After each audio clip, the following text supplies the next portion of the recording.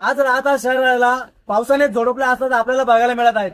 राहता शहरातला जो मुख्य चौक आहे छत्रपती शिवाजी महाराज चौक आणि त्या ठिकाणी जे शिवाजी महाराज जे कॉम्प्लेक्स आहे त्या कॉम्प्लेक्स मध्ये पूर्णतः पाणी गेल्याचं आपल्याला या ठिकाणी बघायला मिळत आहे। आपण जर बघितलं या ठिकाणी पूर्ण जे कॉम्प्लेक्स आहे या कॉम्प्लेक्सच्या पूर्ण भोवताली जे आपण बघत आहोत या ठिकाणी पूर्ण जे पाणी जे आहे ते असं साचलेलं आहे की असं तळ जे आहे आपण त्याला म्हणतो त्या तळ्यासारख्या परिस्थिती या ठिकाणी आपल्याला बघायला मिळत आहेत। म्हणजे संपूर्ण जे छत्रपती कॉम्प्लेक्स आहे त्याला पाण्याने घेरलेलं आहे आणि काही नागरिकांच्या जे गाड्या आहेत खाली आहेत त्या गाड्यामध्ये पाणी गेलं असलं तर देखील आपल्याला या ठिकाणी बघायला मिळत आहेत।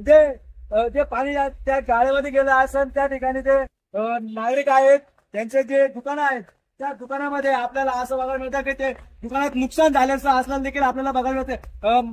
या ठिकाणी राहता नगर परिषदेचे जे मुख्याधिकारी आहेत वैभव लोंढे साहेब त्यांनी देखील या पावसामध्ये येऊन जी काही परिस्थिती आहे जे काही पाणी या ठिकाणी गेलं आहे पाणी कसं गेलं आहे नेमकं त्याला प्रॉब्लेम काय समस्या काय त्या ठिकाणी तयार झाल्या आहेत ते या ठिकाणी त्यांनी बघायचं काम करतात आणि पाणी कसं बाहेर पडेल या ठिकाणी देखील त्यांनी ते कार्यक्षेत्र नगरपालिकेच्या कर्मचाऱ्यांमार्फत करण्याचं काम सुरू आहे। त्याचबरोबर माजी उपनगराध्यक्ष आहेत राजेंद्र पठारे त्यांनी देखील या सगळ्या भागाची परिस्थिती जी आहे ती बघितली आहे आणि त्यांनी जो आहे ती परिस्थिती बघितल्यानंतर अनेक ठिकाणी जे पाण्यामध्ये गाळ्यामध्ये जे पाणी गेलं आहे ते पाणी काय का गेलं आहे त्याला नेमकं कारण आहे काय कारण आहेत नेमकं प्रॉब्लेम कुठे झाला आहे कशामुळे पाणी गेलं आहे या ठिकाणी त्यांनी ती परिस्थिती जाणून घेतली आहे। त्याचबरोबर आपण जर बघितलं तर या ठिकाणी काही गाड्या दिसत आहेत ती गाडी आपण बघू शकतो की ती गाडी जी आहे त्या गाडीची परिस्थिती बघितल्यानंतर अंदाज येईल की पाणी कुठपर्यंत गेलं आहे। म्हणजे हे तळ नाहीये हे छत्रपती कॉम्प्लेक्स आहे त्या कॉम्प्लेक्सच्या समोर ती गाडी उभी आहे फोर व्हीलर उभी आहेत ती खाली गेली आहेत आणि अक्षरशः ती खराब झाली आहे आपल्याला ते त्या ठिकाणी देखील आपल्याला बघायला मिळत आहेत।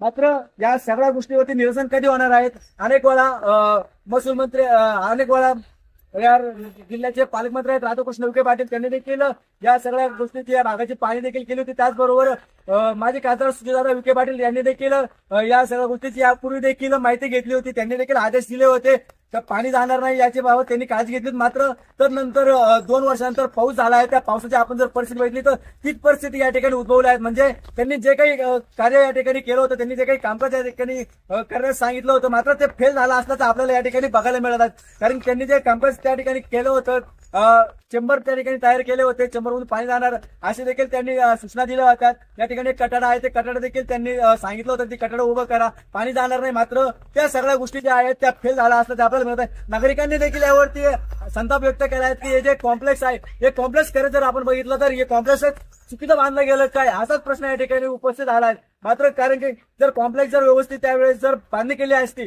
तर हे पाणी या ठिकाणी गेलं नसतं नागरिकांचं देखील नुकसान झालं नसतं।